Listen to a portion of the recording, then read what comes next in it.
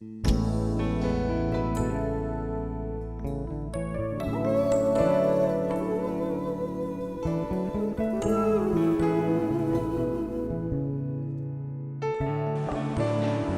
tenho falado que estou mesmo muito estarrecido com tanta fraqueza, indolência, negligência e doença de todos os tipos.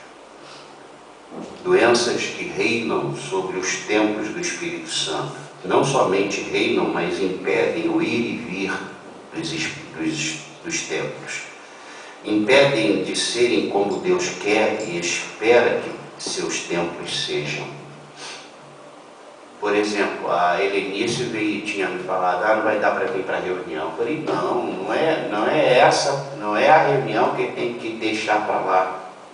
Vamos orar. Nós oramos e Deus fez ela, foi Deus quem fez ela voltar para o horário dela. Eu tenho me perguntado se eu estou indo e vindo conforme a vontade do Senhor ou conforme a minha vontade. Eu aconselho vocês fazerem esse balanço pessoal.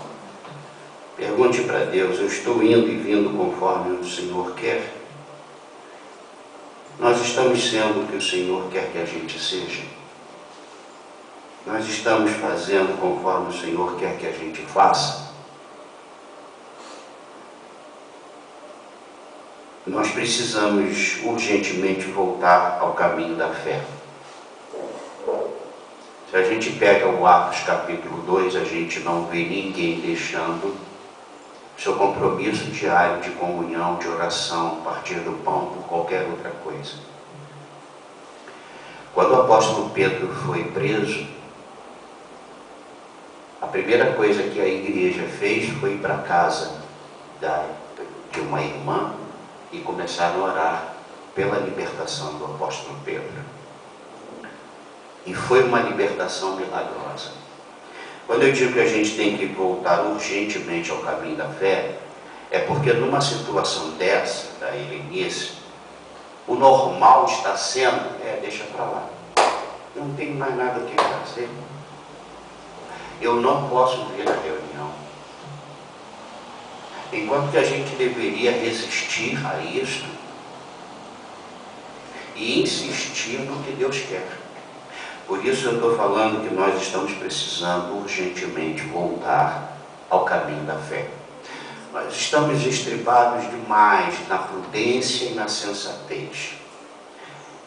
Prudência e sensatez são coisas boas, desde que não atropele a fé. A partir do momento em que a tua sensatez ou prudência atropela a fé, essa prudência e sensatez não é boa, é maligna, porque ela está impedindo de você agir na direção que Deus quer. Eu tenho falado aqui, hoje é a 6ª mensagem, eu descobri por quê, porque eu estava errado. É que a primeira eu usei como introdução, aí a segunda eu botei como primeira, mas como eu sou maleável e flexível, eu botei agora a introdução sendo a primeira, então agora é a 6ª mensagem. Eu tenho falado nestas 6 mensagens, vou repetir. Sem fé, não se ama todos que precisam ser amados. Da maneira como Deus mandou que amemos. Então, se você ama alguém de maneira maior do que outra, a tua fé não está boa. Mas como é que eu posso amar igual uma outra pessoa, igual a meu filho?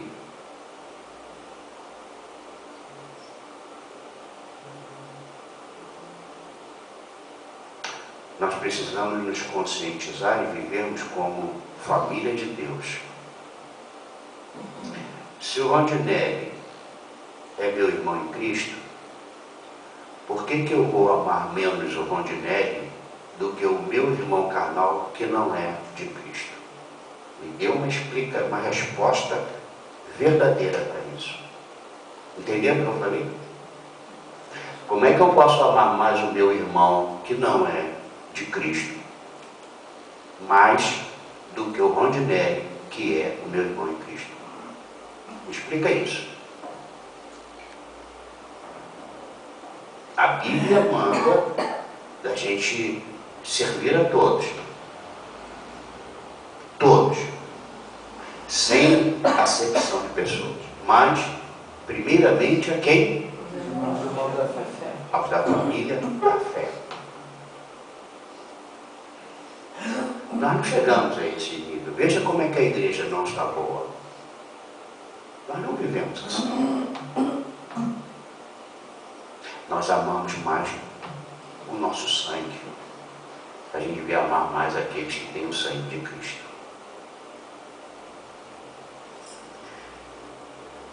Sem fé não se perdoa. Todos que precisam ser perdoados. E da maneira como Deus nos perdoou em Cristo Jesus. Como é que Deus nos perdoou?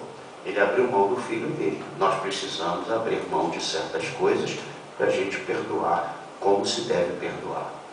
Se abrir mão de algumas coisas, e só a fé nos faz isso. Só a fé tem essa força para a gente abrir mão de coisas, para a gente perdoar pessoas que não merecem. Porque tem pessoas que não merecem ser amadas, como nós não merecíamos ser amados por Deus. Está entendendo? Mas Deus nos amou. E glória a Deus porque Deus nos amou. Deus nos perdoou. Sem fé não há salvação em Cristo. Ninguém é salvo sem fé. Sem fé não fluímos, não vivemos abundantemente, ficamos travados e precisamos ser carregados no colo. E tem de gente sendo carregada no colo.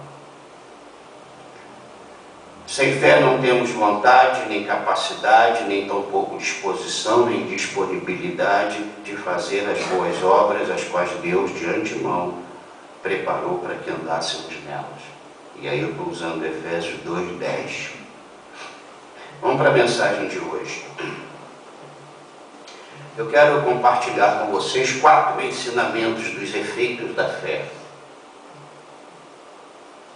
Primeiro eu preciso situar, posicionar vocês numa igreja que não foi o apóstolo Paulo que abriu, mas ele tinha muito desejo de visitar esta igreja.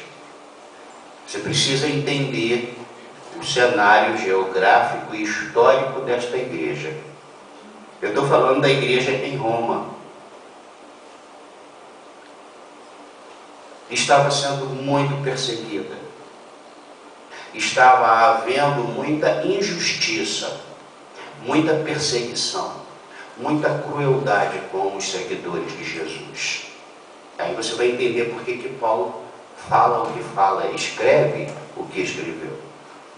O apóstolo Paulo procurou anunciar a boa notícia da salvação por todo o Império Romano. Preste atenção nessa introdução. Por isso ele fez planos para visitar Roma, a capital do Império, onde já havia uma igreja cristã. Dali ele pretendia seguir até a Espanha e esperava que os cristãos de Roma o ajudassem naquela viagem. E você vê isso lá em Romanos 15, 22 a 24. Paulo precisava de recursos para poder viajar. Paulo não tinha uma conta, não era ajudado financeiramente, e ele se concentrava, não de todas, mas de depender da própria igreja para poder fazer a obra missionária. Então, ele pretendia seguir até a Espanha, mas ele esperava que os cristãos de Roma o ajudassem nessa viagem. Na Epístola aos Romanos, aparece uma apresentação completa e ordenada da mensagem de Paulo. Como ele queria que os romanos lá, a igreja, entendesse, cresce no Evangelho. Depois dele saudar os leitores e falar do seu grande desejo de conhecê-los pessoalmente, Paulo anunciou a doutrina básica. O Evangelho é o poder de Deus para a salvação de todos os que o aceitam, e conclui que o justo viverá por fé. Então, eu precisava situar vocês. A igreja estava sendo perseguida de maneira cruel. A igreja estava no centro do inferno aqui na terra. E havia muita injustiça. Vamos para o texto e observar alguns ensinamentos desses efeitos da fé. Abre a Bíblia comigo em Romanos capítulo 1, versículo 1.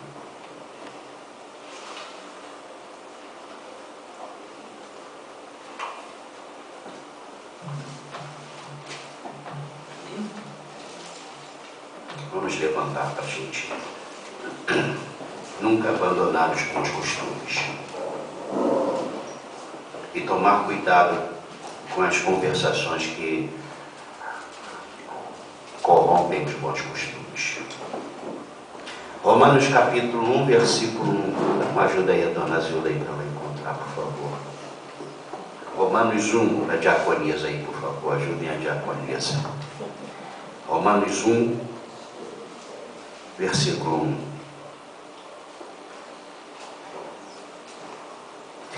Paulo,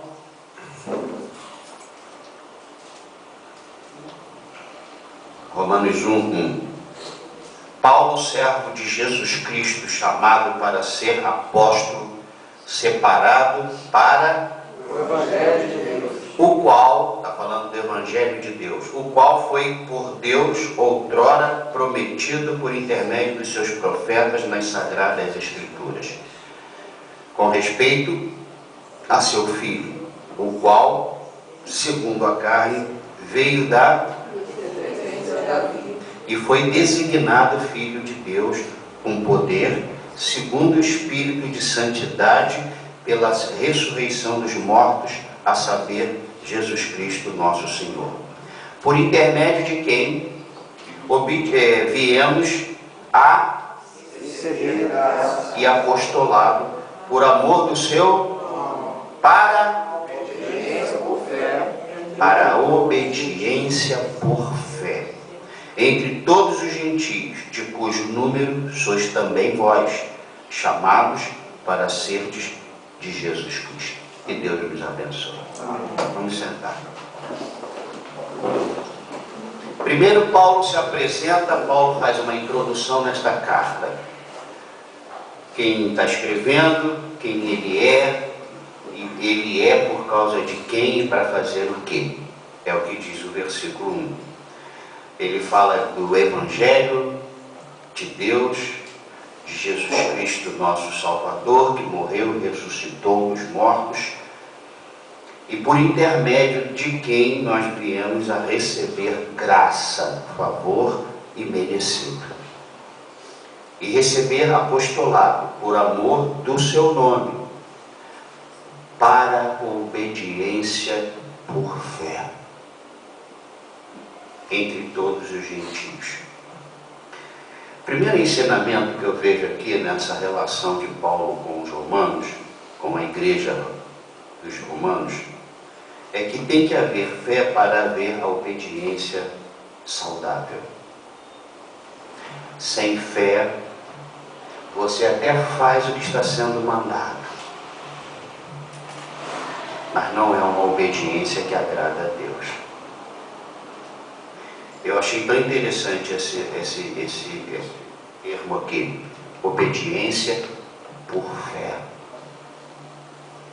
Nós estamos obedecendo por fé, ou nós estamos obedecendo contrariados, ou nós estamos obedecendo reclamando? A gente está obedecendo interesseiramente.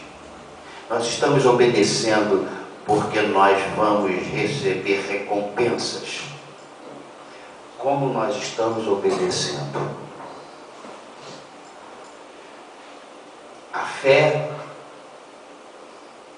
produz esse efeito de uma obediência agradável a Deus. sabe que tem gente que a gente fala e ela assim, não, mas eu não entendo assim. E ela não entendendo, ela não crê e ela não obedece. Guarde isso, obediência por fé. Para sermos obedientes a Deus, como Deus quer, a gente tem que ter fé.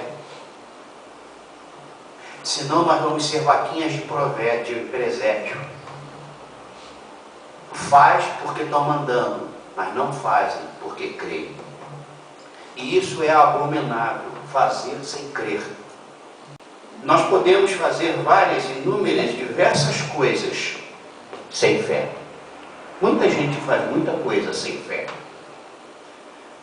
Então, quando isso acontece, significa que, por mais trabalhosa, digna e honrosa que a coisa está sendo feita, não tem valor diante de Deus.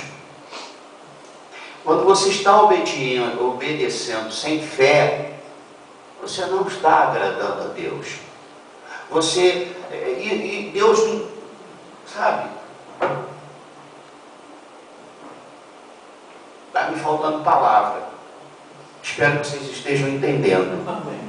Primeiro efeito da fé é essa obediência agradável a Deus. Ah, eu não concordo, mas eu vou fazer. Isso é uma obediência sem fé. Porque quem tem fé concorda com Deus. E o Paulo está falando isso porque a igreja dos romanos a igreja estava sofrendo demais. Eles tinham que negar Jesus, e negando Jesus, eles eram jogados na arena para ser comidos pelos leões.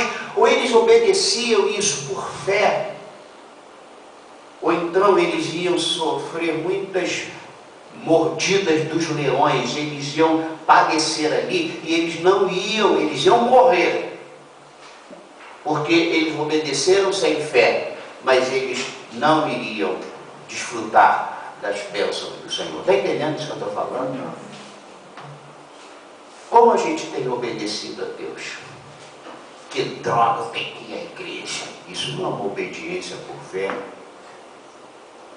Que droga, tem que dar o dízimo, é menos 10%. Meu Deus, eu ganho 1 milhão, é menos 100 mil reais. Olha, 1 milhão, é menos 100 mil reais.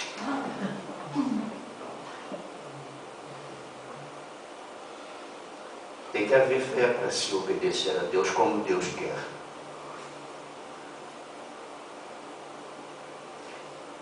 Ele diz que recebemos graça e apostolado por amor do seu nome, para obedecermos por fé entre todos os gentios. Os gentios precisam ver nossa obediência por fé. Mas por que você está fazendo isso?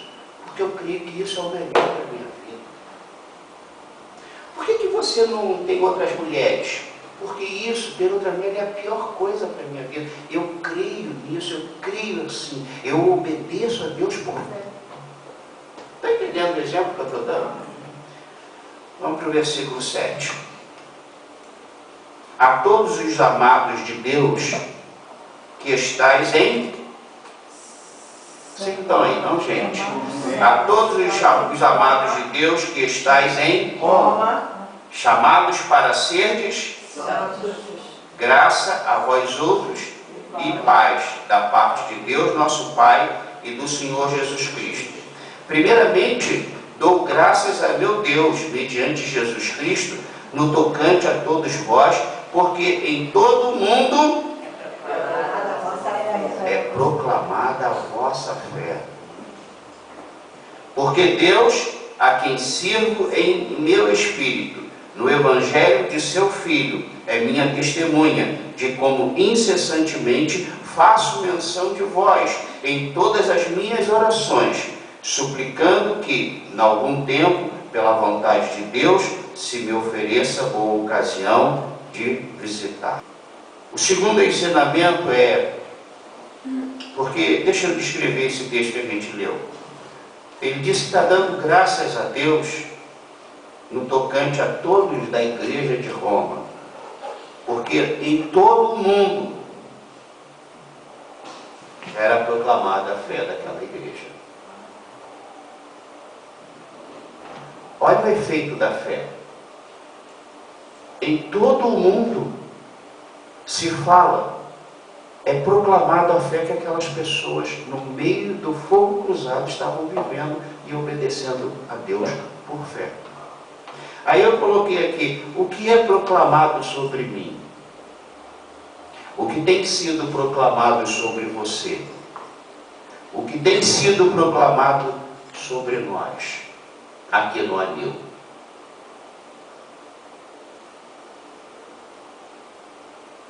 Primeiramente, dou graças a meu Deus, mediante Jesus Cristo, no tocante a todos vós, porque em todo o mundo é proclamada a vossa fé. Em toda a tua família é proclamada a tua fé. Mas como é que a tua família vai proclamar a tua fé se você nega a tua fé nos momentos mais importantes que ela precisa ser evidenciada, mostrada? Como é que a tua fé vai ser proclamada entre teus colegas de trabalho se você, no momento em que você tem que ficar de pé como um cristão de fé, você nega a fé? Como é que essa fé vai ser proclamada? Fulano, uma hora ele está bem com Deus, outra hora ele está mal com Deus. Tem dia que ele vai à igreja, tem dia que ele não vai à igreja. Tem dia que ele fala de Deus, ele chega aqui. Tem dia que ele nem fala de Deus. Eu acho que essa fé vai ser proclamada como uma coisa forte e querida pelos os ouvintes e espectadores. Tem gente assim. Que fulano é crente. É mesmo. Nem parece. Aquela mulher é crente, a roupa dela. Deus não parece mais um vinho, só roupa, vestido e mostra tudo. Como é que a nossa fé está sendo proclamada? Agora, por que ele diz que em todo mundo é proclamada a vossa fé? Porque mesmo em meio àquela perseguição, essa igreja estava de pé.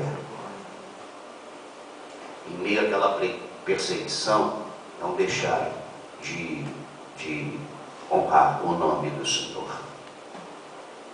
Hoje a gente não tem essa perseguição e a gente vê tanta gente não vivendo, não obedecendo a Deus por fé. Imagina se baixarem um decreto aí, você é de Jesus? Sou. Bota ele aí naquele... Onde é que botaram o Sadraque e Mesaque? Na fornalha. Bota ali na fornalha. Ai, meu, para que eu sou crente? Uma hora dessa eu tinha... Obediência por fé. E é a nossa fé por obediência que vai fazer com que ela seja a nossa fé proclamada. Eu quero que minha família e quem Deus colocou ao meu redor, no dia da minha partida, pode falar qualquer coisa, mas a minha expectativa é que fale: Bispo Pedro, meu pai, meu marido, meu genro, meu cunhado, ele foi um homem de fé. Ele não foi um homem rico, ele não foi um homem assim, era até muito difícil de conviver com ele, mas era um homem de fé.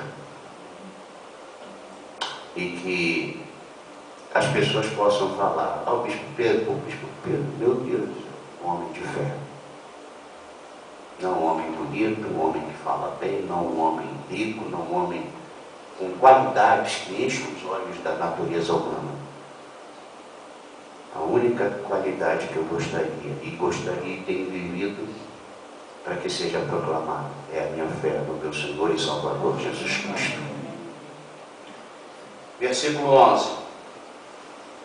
Porque muito desejo ver-vos, a fim de repartir convosco algum dom espiritual, para que sejais confirmados.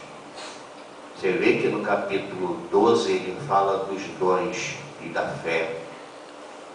Então preste atenção.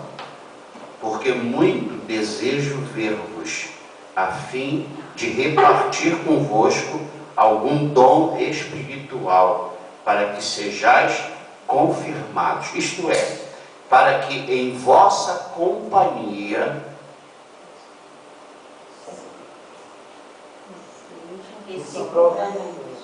reciprocamente, Nós concordemos por intermédio da fé mútua, vossa e minha. Porque não quero, irmãos, que ignoreis que muitas vezes me propus ir ter convosco, no que tenho sido até agora, para conseguir igualmente entre vós algum fruto, como também entre os outros gentios, pois sou devedor tanto a gregos como a bárbaros, tanto a sábios como a ignorantes. Por isso, quanto está em mim, estou pronto a anunciar o Evangelho também a vós outros em Roma. Sabe o que eu acho interessante? É que um dos efeitos da fé é que não faz de nós donos da verdade e nem tampouco os únicos que podem ser bons canais de bênção. Esse é um dos efeitos da fé. Muito contrário dessa fé que está falando aí. O fulano é super-homem. O apóstolo Paulo diz que ele está querendo ir para que, na companhia da igreja de Roma, de maneira recíproca, eu te conforto e você me conforta. Mas como nós vamos nos confortar? Por intermédio da fé mútua, a tua e a minha, vossa e minha. Está entendendo? Amém.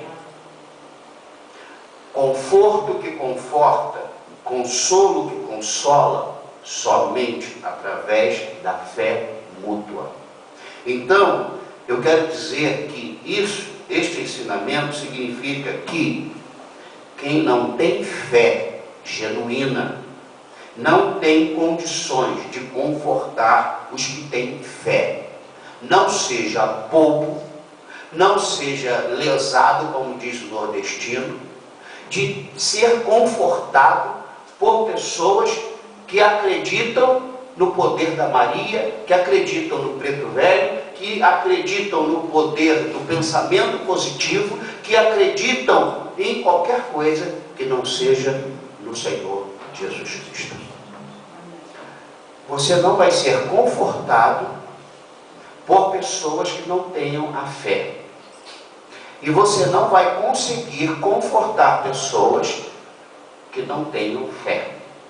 Porque elas estão no desespero. Elas não creem no invisível. Elas não creem que Deus pode mudar o cenário. Então não há conforto. Entenderam? Amém.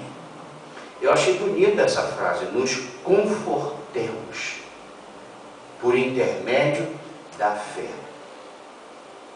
mútua que você tem, que vocês têm e que eu tenho. Ele aqui precisou deixar a modéstia falsa de lado.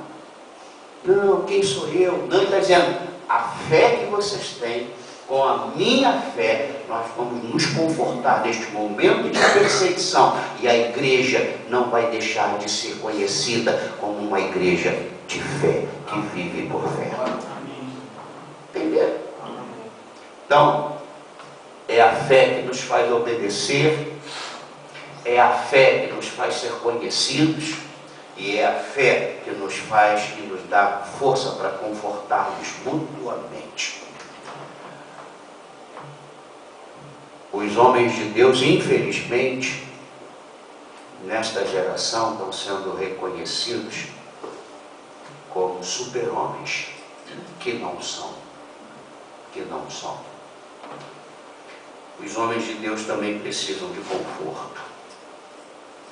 Veja, Paulo queria ir para o olho do furacão, para levar conforto àqueles irmãos e, consequentemente, ser confortados por aqueles irmãos, porque ele estava enfrentando grande obstáculo para poder ir a Roma. Ele disse que tentou várias vezes, no que tem sido até agora impedido. Ele tinha um maior desejo de conhecer esse irmão por causa da fama desta igreja em meio à perseguição, e perseguição cruel. Então ele está dizendo, Eu quero estar junto de vocês, para que, de maneira recíproca, nós possamos nos confortar, porque é o que a gente precisa agora, é de conforto.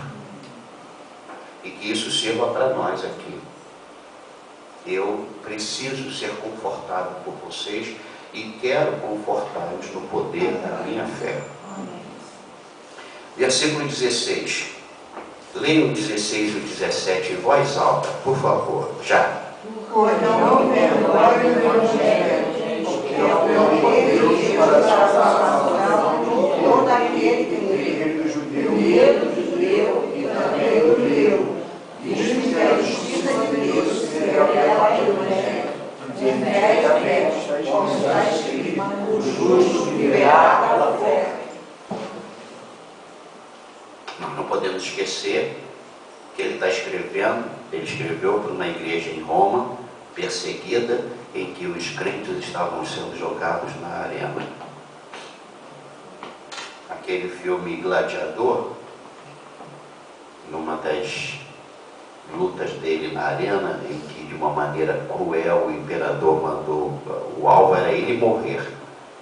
E aí ele vai lutar, né, com um camarada, e soltam, abrem umas covas e saem os leões, mas os leões eram só para eles.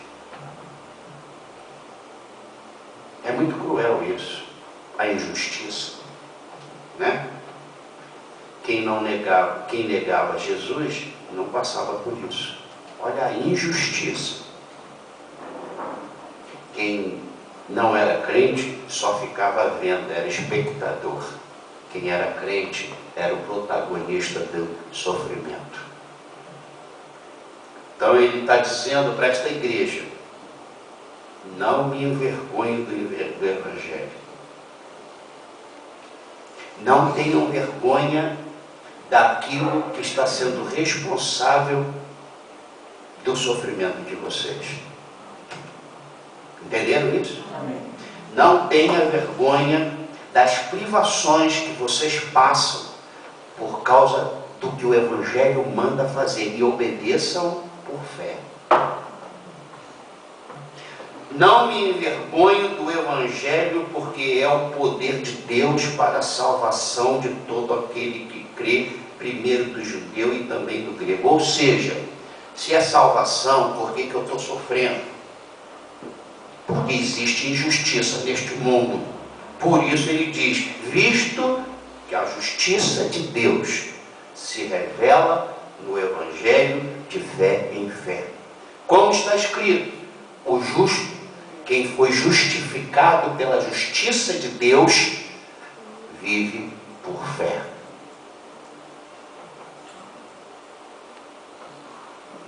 Um quarto ensinamento é que justiça divina revelada, justificação desfrutada, vida abundante vivida e salvação para a eternidade somente é possível pela fé. Pela fé. Pela fé no Senhor, no Evangelho. Se o Evangelho é o poder de Deus, por que a gente está assim? Porque o mundo injusto não aceita o Evangelho do nosso Senhor e Salvador Jesus Cristo. E a justiça de Deus se revela no Evangelho, de fé em fé. É de fé em fé, não é de experiência em experiência, é de fé em fé. Porque o justo é o que está escrito: o justo viverá por fé. Essa fé que nos faz obedecer, essa fé que nos faz ser conhecidos, esta fé que nos faz trocar conforto uns com os outros, e essa fé que nos faz viver, mesmo em meio à injustiça e à crueldade às quais nós estamos inseridos. Não porque somos injustos, mas porque somos do Evangelho, porque nós somos de Deus, porque nós fomos salvos por Ele. E o povo do Senhor diga amém. Amém. E eu botei aqui, que é a outra mensagem, o que significa viver por fé. O que significa? Como é que se vive por fé? Será que nós estamos vivendo por fé? Porque eu vejo que muita gente que está na igreja não vive por fé. Seria-se muito...